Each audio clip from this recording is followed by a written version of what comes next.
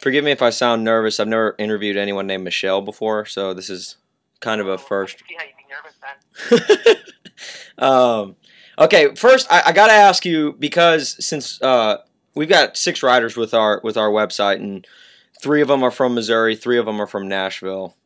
I gotta ask you, have you ever been to Missouri and or Nashville, Tennessee? I've been to Missouri. Okay. For baseball stuff. I have been in Nashville a couple times when I was covering bull riding, and ironically, my one and only bar fight in which I was actually a participant was in Nashville at the Wild Horse Saloon. All right, so you got in a bar fight at the Wild Horse Saloon. I did. We got thrown out. It was very well, it was awesome, actually. I'm not gonna lie. I should say you're not supposed to do that, but I kind of thought it was funny. Man, I grew up there, and yet still have no stories that interesting. You gotta do it. I'm do it before you're 50. Okay, before I'm 50, I'll get in a bar fight at the Waldorf Saloon. When it comes to carbonated beverages, do you call it soda, pop, or Coke? Grew up calling it Coke. Now call it soda. Okay. All right. Good. Just as long as you don't call it pop, you're okay in my book. No, I'm a Texas girl. Everything's Coke. Now, what is your favorite type of soda, pop, or Coke? Well, I tend not to be a soda drinker unless it's after a long night. So if that happens, I usually have a Diet Coke. Pretty lame, but you know what? I can't tell the difference between. I don't drink it enough, so I don't know the difference between Diet Coke, Diet Pepsi. But I like that. Okay. That gross Coca-Cola flavor. Does Fresca count? Is that a carbonated drink? Yes, Fresca counts, and that would be a good choice. Then you know what? I'll take Fresca, and I actually will drink that every once in a while. All right. Yeah, that's wow. Okay. Now, what is your opinion of blogs like Deadspin, which usually deliberately attack ESPN and the stuff that they do? Yeah, I know those are considered bad guys, but honestly, I love them.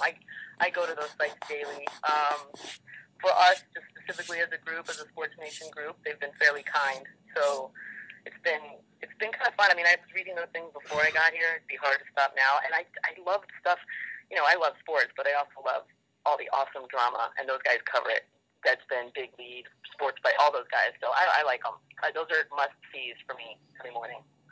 Are you on Team Angelina or Team Jen? I'm Team Angelina. Okay. She's just awesome. I don't know what Jen's problem is, but Angelina just seems like a saint.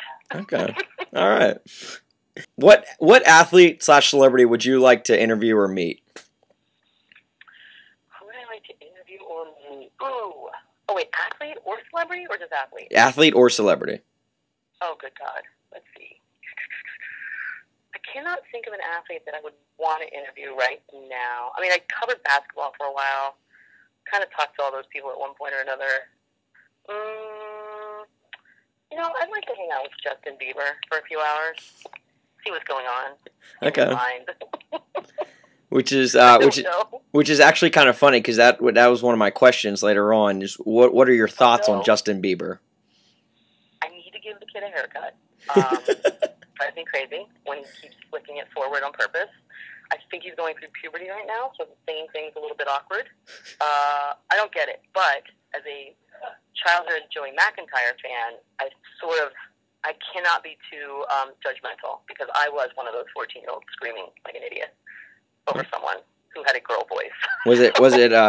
Were you a big fan of Joey Lawrence and Blossom growing up? No, I was Kirk Cameron, Growing Pains. Okay. And right. I was Joey McIntyre, New Kids on the Block, teenage years.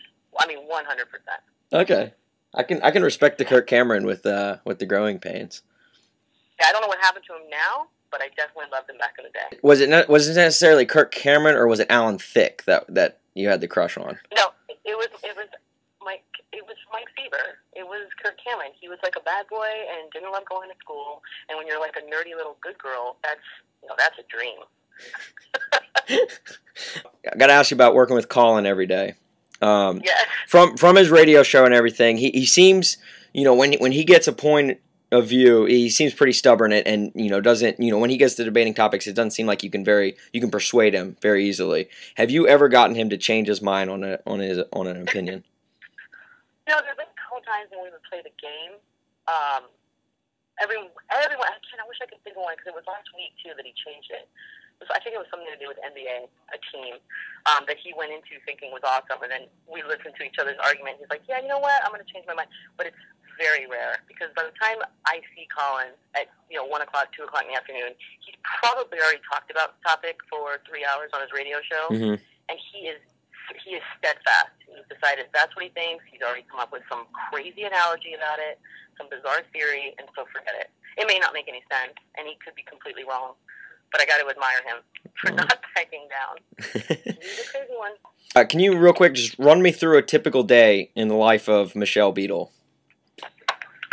Pretty easy. I get here around 9:45. We'll breakfast. We have 10 o'clock meetings every day. And then, honestly, from then until about 12:30, you just sit in front of the computer and read everything that's happening, the internet, pop culture, sports, all of it.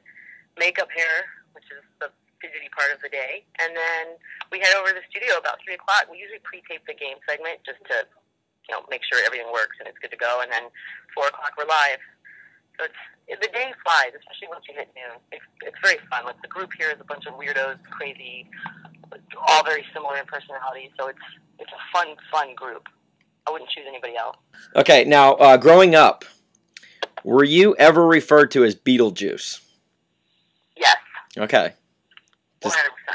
All right. We had one of our readers wanted to ask that question, so. Beetlejuice, I love it. What is your biggest fear? That was interesting. While you're talking, the Stanley Cup just rolled by. Okay, that happened. Oh, okay.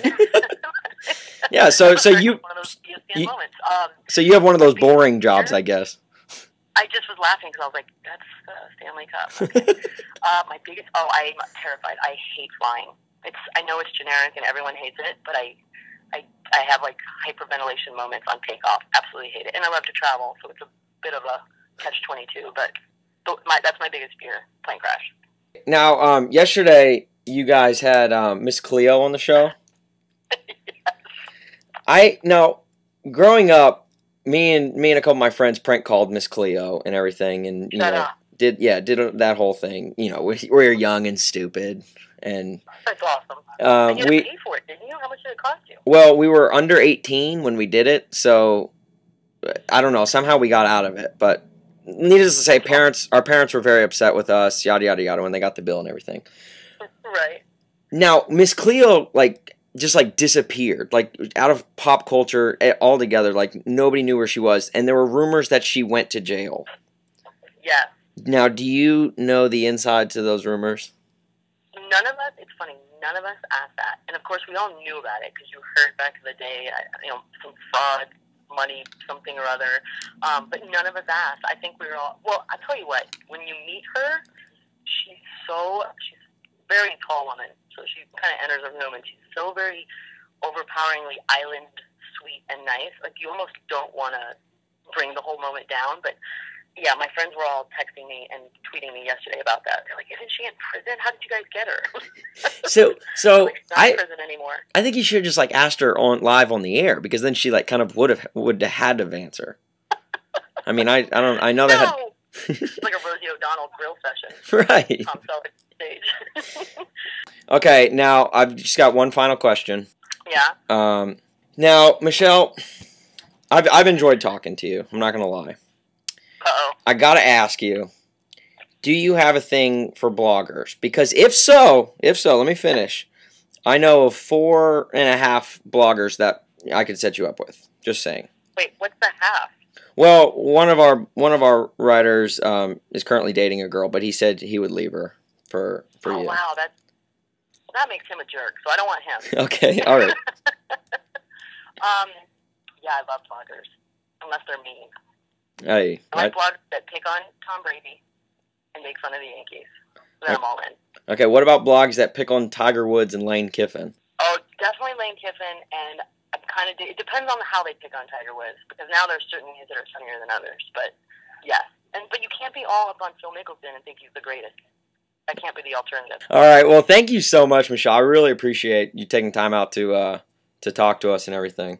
Oh God, no, my pleasure. I love it. It's been fun. It was really great. I hope it was as good for you as it was for me. Even better.